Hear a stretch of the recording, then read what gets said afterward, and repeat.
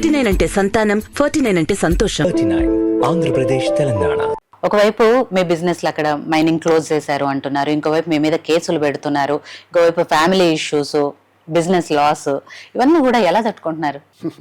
కష్టమే కష్టం. నాకు వచ్చిన కష్టాలు ఇంకోటికి వస్తూ ఊరేసుకుంటారు. చాలామంది నాకు విమర్శిస్తారు, కానీ నా ప్లేస్లో ఉండి ఇవన్నీ నిలదొక్కడం చాలా కష్టం, ఒక మనిషిగా చాలా కష్టం.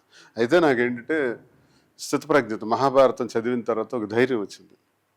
భాగవతం అంటే కొంత అది స్టడీ చేశాను. వీటి వల్ల ఒక అదృశ్యమైనటువంటి శక్తి లేడది నాకు అనిపిస్తుంటుంది. అంటే ఎంత పెద్ద ప్రమాదం పెనుముప్పు వచ్చి నన్ను ముంచేస్తున్నా నాకు భయం అయితే ఉండదు, ఆందోళన ఉండదు, టెన్షన్ కాను, దేనికి ఒత్తిడికి గురి కాను. ఇప్పుడు ఒక 5 కోట్లు నీకు లాస్ వచ్చింది, ఒకసారి లాసే కదా, నెక్స్ట్ ఏం చేద్దాం, అంతేగాని 5 కోట్ల గురించి ఆలోచించుకుంటా కూర్చోను, కాలయాపన చేయను, నెక్స్ట్ స్టెప్ వేస్తాను. మనుషులమే, సంపాదించినోడు గొప్పోడు కాదు, ఓడిపోయినోడు తక్కువవాడు కాడు. మన కృషి పట్టుదల బట్టే మన విజయావకాశాలు మనకు ఉంటాయి. దాంతోనే ముందడుగేస్తాను, మేనేజ్ చేసుకుంటాం. పొలిటికల్గా 18 సంవత్సరాల అపోజిషను, ఎంతో డబ్బులు ఖర్చు పెట్టేసినాను, పోయినాయి. నా జీవితంలో 5 సార్లు పోటీ చేసిన ప్రతిసారి 3,000తోనే పోతున్నాను, 3,500, 3,000తోనే. Very less margin. వాళ్ళ రౌడీజం, గూండాయిజం, వాళ్ళ ధనం, వాటి ముందు నేను తట్టుకోలేక 3,000తోనే నా ఓటమి జరుగుతుంది. ఎంపీగా కూడా 3,100 ఓట్లతో పోయినాను.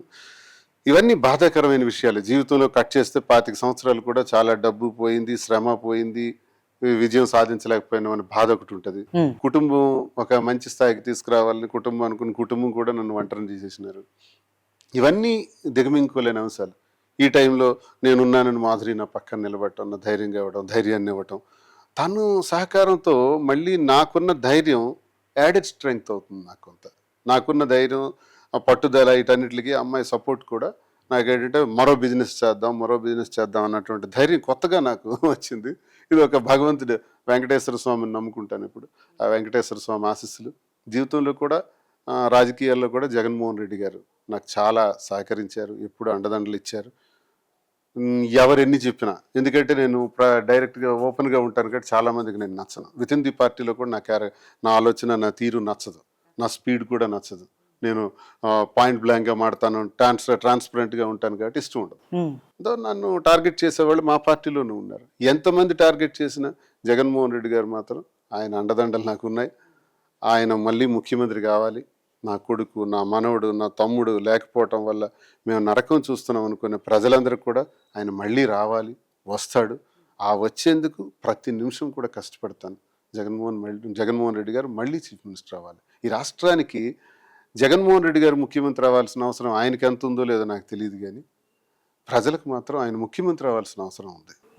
అది నేను గుర్తించాను ప్రజల్లో.